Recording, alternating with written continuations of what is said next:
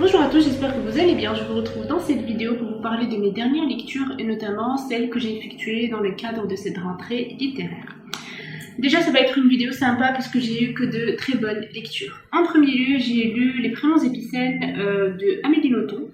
Alors, ce qu'il faut savoir, c'est que Amélie Nothomb, généralement, moi, je suis une grande fan, même si ça fait 3-4 ans que je n'ai pas lu ses derniers livres parus, parce que, comme beaucoup de personnes, j'ai trouvé que les derniers livres n'étaient pas aussi bons que les premiers. Mais là, j'ai eu l'occasion de lire le dernier livre et je me suis dit, pourquoi pas. Alors, j'ai commencé à le lire et au début, j'ai pas trop aimé le style. Je me suis dit que mes goûts avaient changé et que cette fois-ci, ça allait pas du tout le faire, que j'aimais pas du tout le style de Nothomb maintenant. Sauf que j'ai continué à lire et finalement, j'ai bien aimé, j'ai accroché et j'ai fini par beaucoup aimer ma lecture. Alors, pour ceux qui connaissent un petit peu Amélie Nothomb, on se retrouve un petit peu dans le même univers avec des personnages un petit peu cruels, avec un sentiment de vengeance à assouvir. Ici, on va suivre l'histoire d'une jeune fille qui est haïe par son père et qui elle-même le hait. Voilà, donc il y a une relation haine réciproque entre une fille et son père. Et on va suivre cette histoire pour essayer de comprendre un petit peu d'où ça vient, comment ça évolue et comment ça va se terminer, puis la morale qu'il y a derrière et tout ça, comme souvent avec Amélie Nothomb. Voilà. Mis à part en fait Amélie Nothomb, mis à part ses livres, j'aime beaucoup le personnage de l'autrice en lui-même. En fait, je trouve qu'elle a cette dignité japonaise et j'adore. Voilà. On retrouve aussi pas mal de jeux de mots, pas mal de métaphores, comme souvent avec Amélie. C'est aussi une érudite et du coup on apprend aussi pas mal de choses. On apprend de nouveaux mots, on apprend certaines anecdotes sur des sujets divers et variés qui n'ont parfois rien à voir avec l'histoire en elle-même. Les prénoms épicènes, pour ceux qui se posent la question et pour ceux qui ne savent pas, ça veut dire les prénoms qu'on utilise pour les garçons et pour les filles, genre Claude, qui peut être un prénom de garçon ou de fille, c'est un prénom épicène, ou encore un prénom marocain, mais aussi on en a. Par exemple, Iqbal, qui peut être un prénom de garçon comme un prénom de fille, ou encore Jihad, etc. Donc voilà. Et dans le roman, on va retrouver pas mal de personnes et pas mal de personnages qui ont des prénoms épicènes. Voilà, voilà. Du coup, pour ma part, moi j'ai beaucoup aimé, comme souvent, les Amélie Nothomb, ça se lit très rapidement. Sinon, je sais qu'il y a aussi pas mal de gens, quand même, qui n'aiment pas du tout Amélie Nothomb. Si vous l'aimez pas du tout, vous risquez de pas du tout aimer ce nouveau roman, je pense, parce que je trouve que c'est toujours la plume et l'univers de Nothomb, quoi. Voilà, rien de différent par rapport au précédent. Ensuite, j'ai eu enfin l'occasion de découvrir pour la première fois la plume de Maëlys de Kerangal avec Un monde à portée de main. Je sais qu'elle a écrit, il me semble, Réparer les vivants, que je n'ai pas lu. J'avais commencé le film il y a quelques années, mais je ne l'avais pas terminé. Et du coup là je l'avais découverte grâce à une interview qu'elle avait faite dans la grande table sur France Culture, il me semble, et j'avais tellement aimé l'intervention de l'autrice, en fait, les idées qu'elle a exprimées, ça volait déjà très haut l'interview, en fait, j'ai trouvé, et du coup ça m'a vraiment donné envie de découvrir ce livre. Alors il fait partie de ce roman où l'histoire n'est pas la plus importante, mais que ce sont plutôt, encore une fois, les idées et les réflexions de l'auteur qui sont mis en avant, qui sont au premier plan. Voilà. Par rapport à Maëlys de Kerangal, je sais que pas mal de personnes n'aiment pas du tout son style d'écriture, qu'ils le trouvent un petit peu pompeux, un petit peu snob, un petit peu prétentieux. Et je sais que ça peut déranger, voire énerver certains. Moi, ça n'a pas du tout été le cas, au contraire, j'ai beaucoup aimé, j'ai beaucoup apprécié son style d'écriture.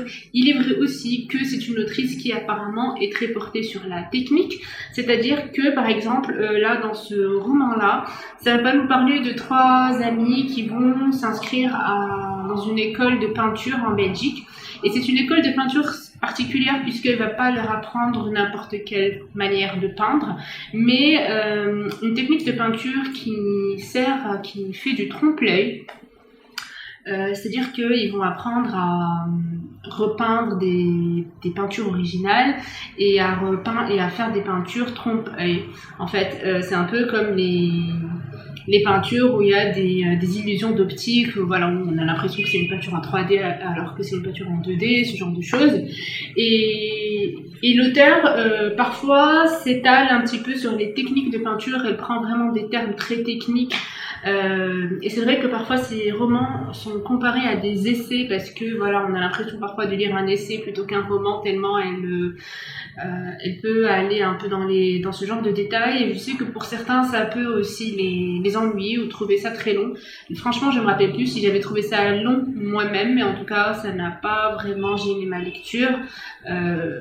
Voilà, c'est un roman où les idées sont traitées quand même assez en profondeur et où elle va prendre cette excuse de peinture trompe-l'œil pour se poser la question sur la limite entre le réel et la fiction, entre le réel et l'illusion. Elle va beaucoup parler de l'illusion et parfois d'une manière un peu plus philosophique.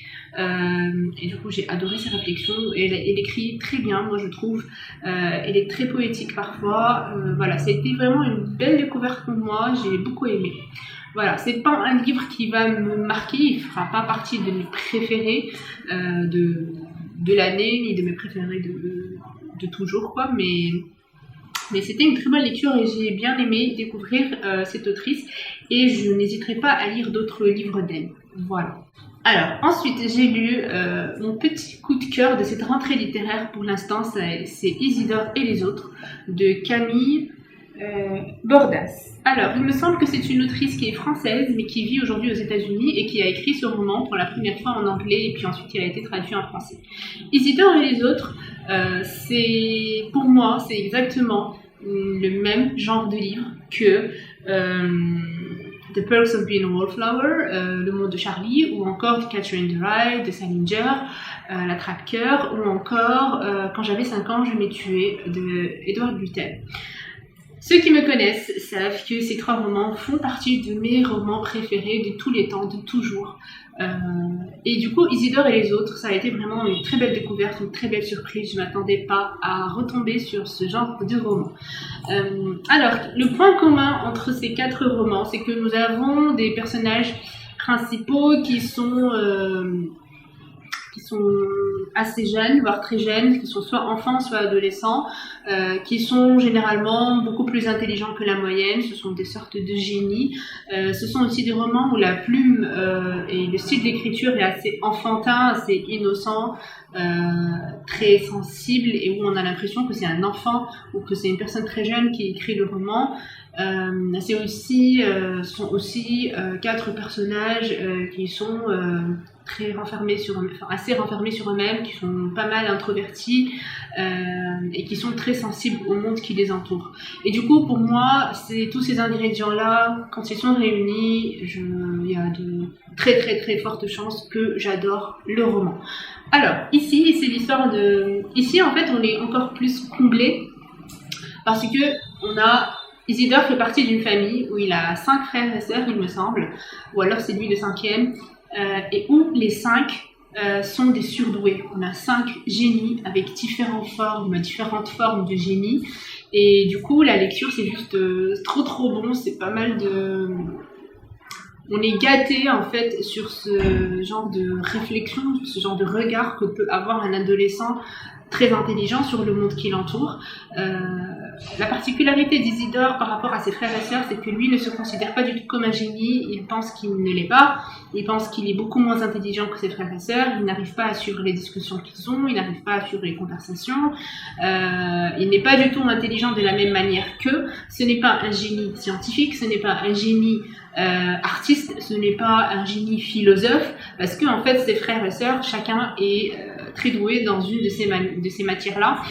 Alors que lui, en fait, après, on comprend très rapidement que son génie à lui, c'est plutôt sa sensibilité et ses émotions, en fait, ses émotions qui sont très développées par rapport à la norme. Et du coup, il remarque pas mal de choses que les autres ne voient pas. Il est très sensible. C'est celui qui est le plus empathique. C'est celui qui est le plus là pour les autres, parce que ses autres frères et sœurs sont très rationnels et n'ont pas du tout de place pour l'émotion, pratiquement. Du coup, voilà, c'était franchement une excellente lecture. C'est très vite. elle est très drôle. Et c'était super intéressant de découvrir le regard de ces adolescents-là, un regard très critique sur la société qui les entoure, sur les adolescents de leur âge, sur pas mal de sujets, sur des sujets de philosophie, mais sur aussi des sujets d'actualité, comme le système éducatif en France, sur le président français, voilà. C'était franchement très intéressant, j'ai adoré cette lecture. Ensuite, l'autre livre que j'ai lu de cette rentrée littéraire, c'est que j'ai enfin lu et terminé un Salman Rushdie, et ça a été La Maison Golden. Alors déjà, c'est une lecture dans laquelle qui va prendre beaucoup de temps, qui va prendre même si c'est une lecture qui est assez prenante, qui est assez haletante. Au début, en tout cas moi, je n'arrivais pas à lâcher le livre parce qu'il était très intriguant. On se retrouve en plein milieu de beaucoup de mystères, d'une enquête, on a envie de savoir ce qui se passe. Salman Rushdie est un très bon conteur. Il fait partie de ces auteurs qui savent raconter les histoires. Moi, je trouve que très peu d'auteurs savent faire ça. Mais en tout cas, c'est pas du tout le cas de tout le monde. Et du coup, lui, il raconte les histoires d'une manière très très belle. On a l'impression de lire un conte. Voilà, quand on lit le roman. C'est un roman, comme j'ai dit, où il faut avoir du temps devant soi pour le lire. En tout cas, moi, ça m'a pris genre 1 mois pour le lire. Je serais pas du tout étonnée d'apprendre que pour certains, ça a pris beaucoup moins de temps que ça. Mais pour moi, en tout cas, ça a pris 1 mois. C'est une lecture qui est assez prenante, il se passe beaucoup de choses et du coup on a l'impression de lire beaucoup, même en lisant très peu de pages. Par rapport à l'histoire, c'est l'histoire d'un... Apparemment ce roman, qui est le dernier de Salman Rushdie, est très différent de ses autres romans. Je n'ai rien lu d'autre de lui, du coup je ne peux pas dire, je ne peux pas juger, mais je pense que c'est lui-même c'est lui dans la grande librairie qui a dit que ce roman était très différent des précédents. Mais moi, sans avoir lu les autres, je me doute quand même qu'il doit y avoir un petit peu toujours le même univers et les mêmes thématiques un petit peu traitées dans tous ces romans. Alors, ici, on se retrouve... c'est l'histoire d'une famille d'immigrés aux États-Unis qui débarquent du jour au lendemain. Ils sont super riches. Le père achète de l'immobilier partout dans New York, je crois. Il vient avec ses 3 fils. Et c'est une famille très mystérieuse qui intrigue beaucoup les voisins parce qu'ils ne savent absolument rien sur eux. Ils sont très discrets, ils ne veulent pas du tout parler de leur passé. On ne sait pas d'abord de quel pays ils viennent. On a l'impression qu'il y a un grand mystère derrière leur immigration aux États-Unis, que ce n'est pas une histoire ordinaire, qu'il s'est passé quelque chose d'important dans le passé de cette famille, et du coup il y a une personne parmi les voisins qui va essayer de mener l'enquête sur cette famille-là, essayer de comprendre pourquoi ils sont arrivés aux États-Unis et qu'est-ce qui cloche entre guillemets chez cette famille, parce qu'elle a l'air d'être très bizarre et de cacher pas mal de choses et pas mal de secrets. L'écriture de Salman Rushdie, j'ai beaucoup aimé. C'est le genre de roman où il y a pas mal de réflexions, pratiquement tout le temps, il va pas mal de réflexions critiques sur pas mal de sujets. Il va beaucoup parler. C'est le souvenir que j'en ai gardé, c'est le sentiment que j'ai eu, c'est qu'il a beaucoup parlé du système politique aux États-Unis. Il va beaucoup parler de quand Obama est devenu est devenu président, de quand Obama est devenu président, des émotions au moment de l'élection, sans jamais, je crois, dire le mot Obama sans jamais dire le mot Obama dans le roman. Ensuite, il va parler de Trump, et là, encore une fois, il va jamais dire le mot Trump, mais il va le décrire comme un clown, je crois, avec les cheveux verts. Et du coup, ça fait penser un petit peu à Batman, etc. D'ailleurs, il va traiter...